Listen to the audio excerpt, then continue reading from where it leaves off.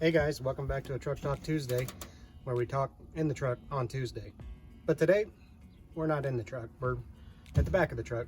It's a nice day out, and just wanted to do a little bit of an unboxing with you, showing you a couple things that I just got in. Sorry about the road noise. Just got a couple things in to have a little father-son time so that my son and I can do some bonding and learn some good outdoor skills in the process. First off, I already opened it, but I got a package from Fowler's Makery and Mischief in Maine. He's got a YouTube channel as well, which I'll link in the description below. And got a couple slingshots. First off, opening up out of the package, comes pre-packaged, professional looking package.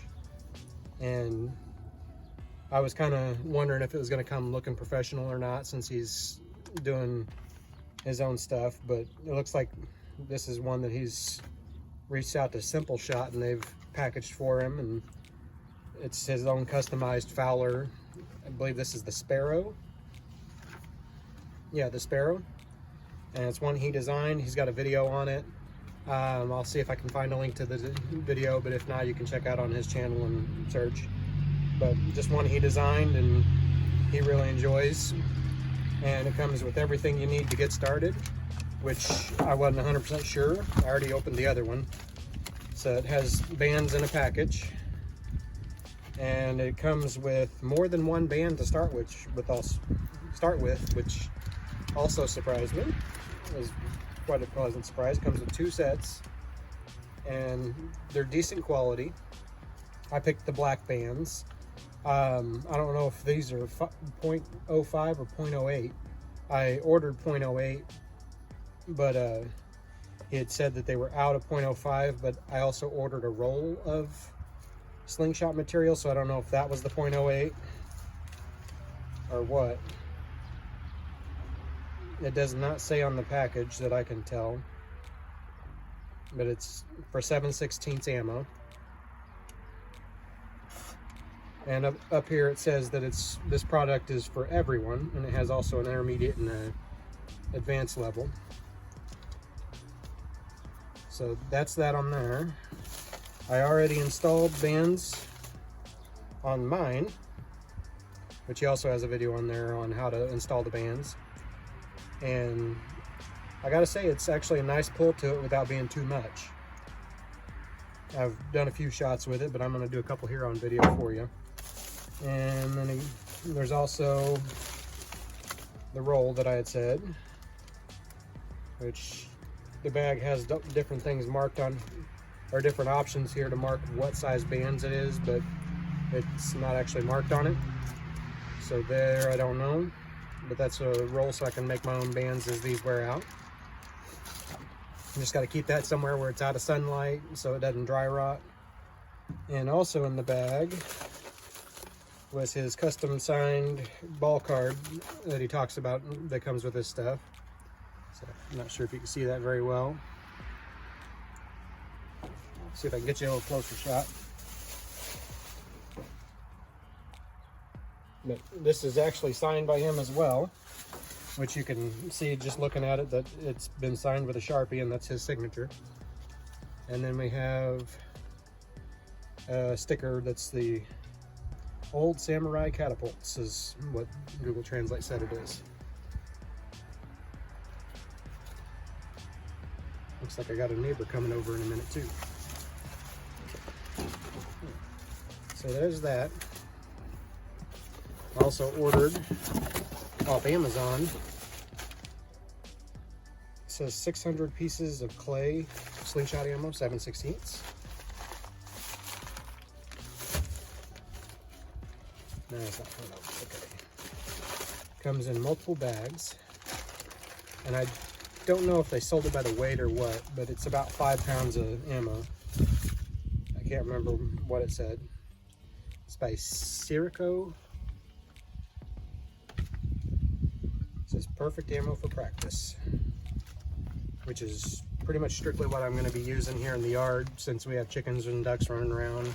It's just solid clay, so no worries about them choking on a steel bearing or something.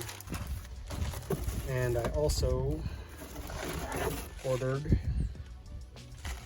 a flat of actual steel ammo for use whenever I get a little range set up with a sheet or something to catch, because I don't want to waste. So that's that. It looks like this is coming in black and brown.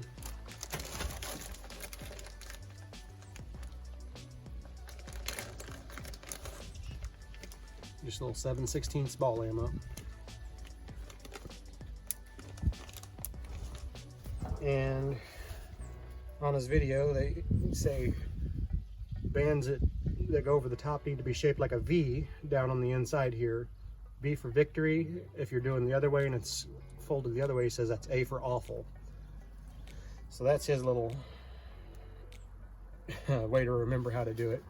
And then they say don't pinch in front of the ammo like this, but pinch on the ammo so that you're not letting it flop off your finger as it goes. And then I got a little target set back over here. Ooh, that little clay just went right through a little cardboard box. But that's biodegradable ammo. And it says you can use it for hunting and for target or whatever, which if you're hunting with it, that'd be great because then it'll dissolve down and it's biodegradable. And it's not going to be a concern for the environment. So there's that. Also, for help with our Trail Life program that my son and I are a part of, we do camping trips, and my little hatchet I took with me was in horrible shape. So I went on Amazon and I ordered a cold steel Trailboss. And I'm not an affiliate on Amazon or anything, so I can put a link up to it, but I'm not going to be able to like do an affiliate link at this current moment. So let's see what it looks like. You're opening it up with me for the first time here. And there's a squirrel on the tree right there. Which in Missouri it is legal to hunt squirrel and rabbit with slingshot, which I did check that out, and they have no specific restrictions or requirements. So let's look here. It says it's a 27-inch axe. I don't think it said what the weight is on the head, but I'm guessing it's about 1.5 pounds to 2 pounds. It's not bad. The package says the overall weight of everything all together was 4 pounds. So I'd say it's about 2 or 2.5 pound head. It says, warning, keep away from small children. The thin film may... Blackbeak, chill. The thin film may cling to the nose and cause... Oh, it's a choking hazard, okay. So, choke hazard warning on there. So, all in all, it's a very good looking axe. Dude, chill. Let's see here. I can tell you right off from the factory, it doesn't have any kind of sharpness to it whatsoever. That's almost like, I hate to use the metric system, but looks about 1 mil thick on the edge, maybe slightly under, but it looks like it'll grind up to a nice sharp edge, which I'll post a video after I sharpen this up and give you a view of what it turned out like. It looks like it has a tiny chip in the tip of it here. I don't know if you can tell. It's kind of hard to see, but there's a fine chip right at the top, but that'll grind out. Just means that that's a hard edge on it, which is good. And all in all, it's got a good feel to it. The wood grain isn't the greatest, but it's not the worst either. I don't know if you can see that there, but it's almost at a 45 on there, but it favors the more inline. They say the grain is supposed to run this way on the wood, but it's favoring that way on a 45, not exact 45. And it says American Company Tomahawk. Does not say cold steel on that side, but on the back here it says cold steel Taiwan. So it is an import from Taiwan. So we'll see how it goes. Anyway, that's the basic stuff that I got. And I'm gonna set you up here in just a second to view the shooting. I wanna shoot some slingshot ammo on screen for you. All right, I'm gonna take a couple shots here. I'm about 6 or 8 feet, so I'm just gonna shoot at the box first. I don't know if you can tell, but that went right through the box.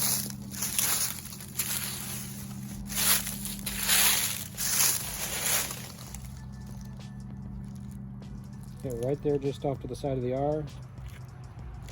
And it blew right through back at the top of the T.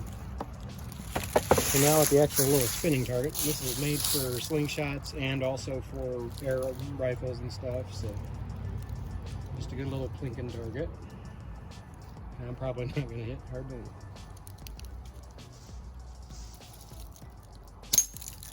Ooh, I hit the top one first try. And that shattered the ammo, so that's good.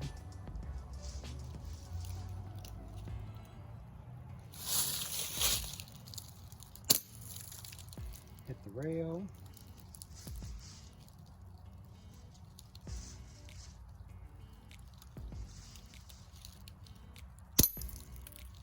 Hit the actual dangle. I don't know what you'd call that. Just the steel plate, or well, this doesn't have enough power to flip them, it seems like. Second time around, hit it. So that's pretty nice. Let me turn you up over here.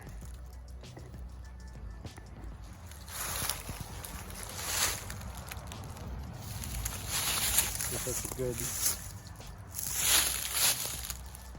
right about there. That's a good aim. Okay. I gotta get me a little ammo pouch. Thinking about making one out of some squirrel hides that I've been working on tanning. I know.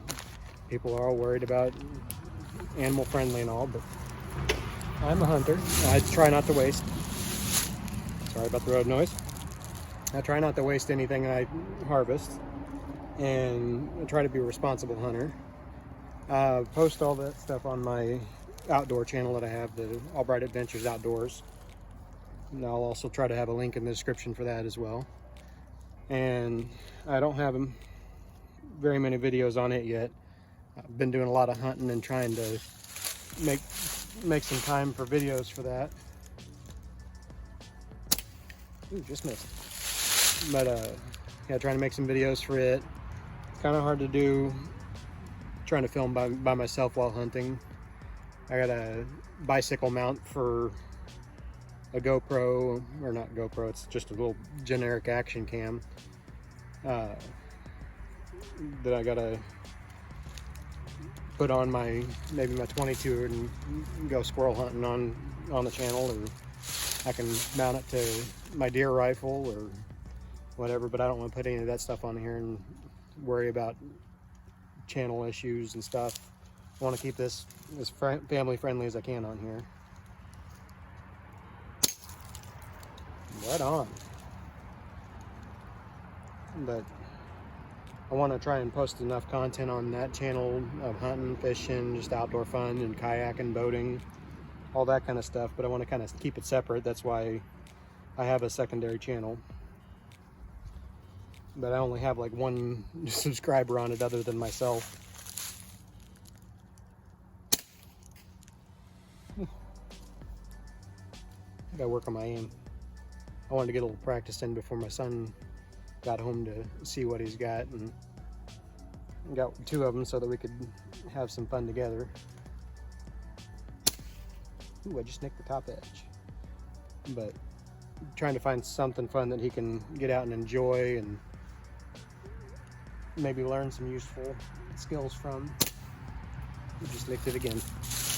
But want to teach him some good boys outdoor skills, and it's not even just for boys, but that's just what I thought of it as growing up, and it was like a Boy Scout thing. And